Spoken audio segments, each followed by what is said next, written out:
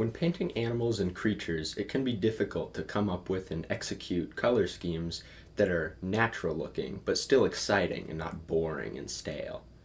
This is part one of a series that I want to do where I paint animals and creatures and show you how to achieve a more natural looking color scheme with relatively minimal effort.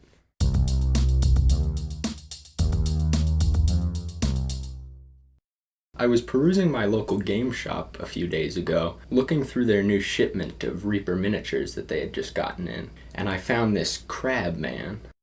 This sculpt is incredible, and I thought it would be a lot of fun to mess around with some patterns on the big flat shell plate on his back, as well as the ones on the top of his head. Of course, I had to do the boring stuff first, starting with removing mold lines.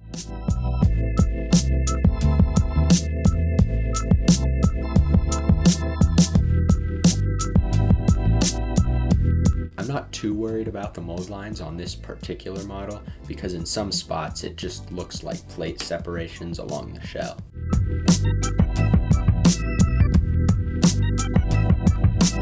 Next up was priming. Reaper advertises their models as ready to paint and not needing primer, but I still want to prime it because if I miss any spots when I'm painting, I don't want that light gray bare plastic showing through. A dark gray or a black will hide spots I might miss better, and I also just find that regardless, priming usually makes the paint sit better. Now we're almost to the fun part, but before we dive in, I want to highlight some key things to look out for and some key things to avoid when trying to create an interesting, natural looking pattern. Our biggest asset throughout this whole process is going to be the use of reference. We want to find some inspiration pictures that are colorful and unique. When you think of a crab, you probably think of this. And while that is realistic, applying such a flat and basic color scheme to your model can harbor some pretty boring results. Crabs come in a huge variety of unique colors and patterns, so do a little digging and try and find some pictures that you really enjoy. For my crab man, I chose these pictures to base the color scheme off of, as well as this one as inspiration for the pattern on the back. It's important to note that I'll be using these pictures as rough inspiration, but not a hard cut template. For example, I want to incorporate some more saturated purple tones and maybe some blues or greens on the back shell plate and the top of the head. Allow your intuition to guide you on this project, and don't forget to have fun. Alright, it's finally time to start painting. Make sure you have your references close by and start mixing the colors you'll need. We want to mix up a good variety of colors before we start painting the model, because when making these patterns, we'll be employing the use of a technique called wet blending. This is when you put two colors on a model right next to each other and blend them together before the paint has time to dry. The reason we want to wet blend is because to get a natural look, we want the colors to kind of fade into each other randomly, and we want to avoid any hard cut edges because that can make it look unnatural. So using your reference, start blending colors into each other and just keep messing around with it until you have a result that you're happy with.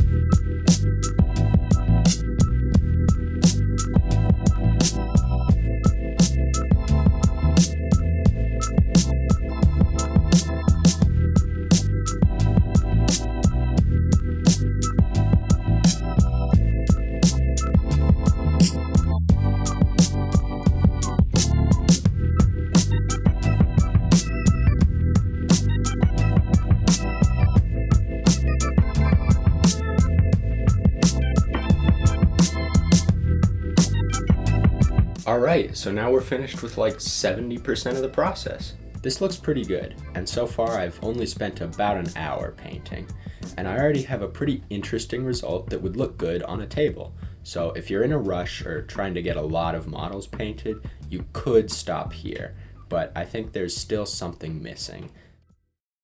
So now what we want to do is go back in with our colors, mix some lighter, darker variations, add some texture, some highlights, some scratches, stuff like that to make the model more interesting. If you really want to take your model to the next level, this is how you do it. I'm starting by darkening the recesses between the shell plates and edge highlighting. This will add some much needed definition and really up that detail quickly.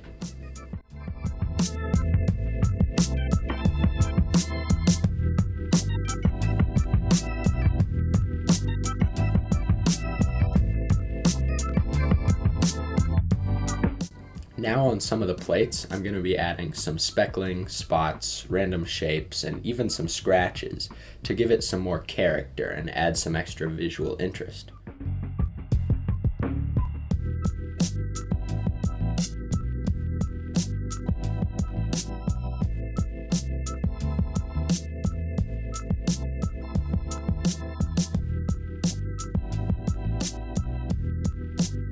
Now it's time to paint that shell pattern that I was talking about earlier.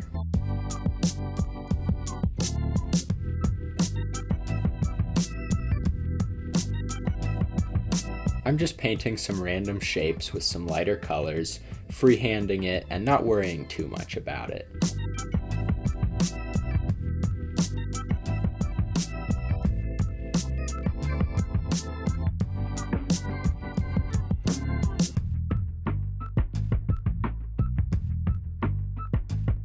If you've never freehanded before, getting the brush control down can be hard. Try practicing on a piece of paper beforehand.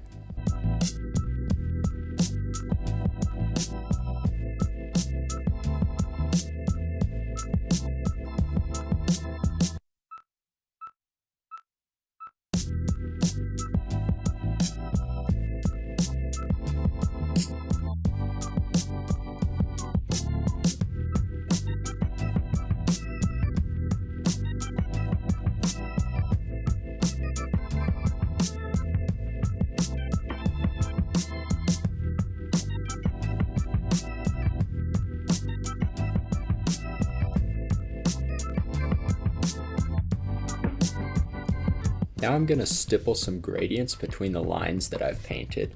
This is a really easy way to get a lot of detail very quickly.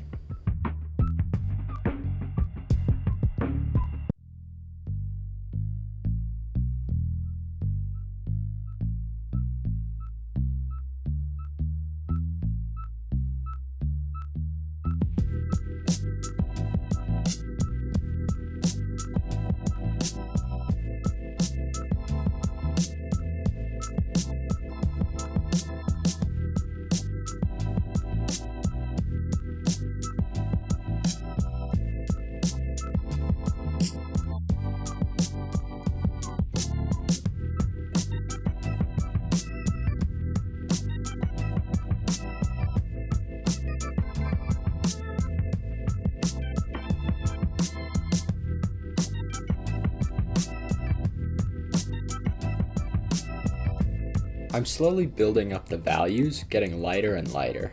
I'm trying to maximize the contrast so this piece will stand out, even if you're looking at it from across the room.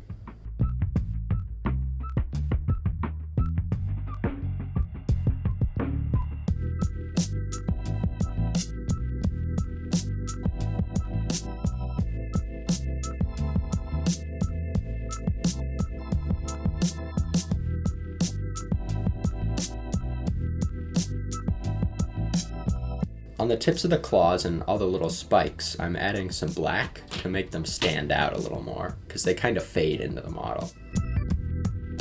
And finally, I'm painting in the eyes with a really bright color to bring some attention to the face. Oh, and don't forget to paint the barnacles.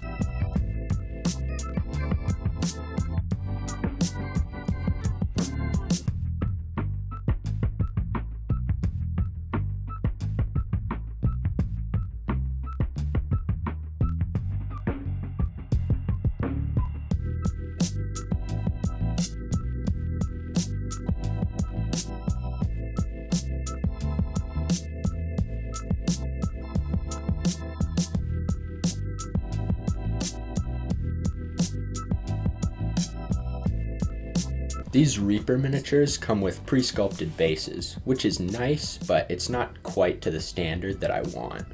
I don't have any sand, so I'm going to use salt instead. It should work fine. I'm going to press a few pebbles and this little seashell I sculpted into the sand. And now we're done.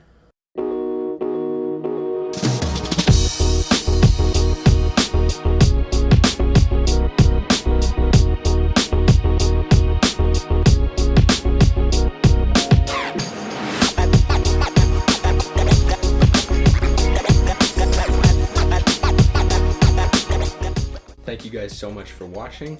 Let me know in the comments what you thought and also what you want to see next. This one was a blast to paint, and if you end up following along and painting your own crab, tag me wherever you post it so that I can see it. That's it for now, and I'll see you in the next one.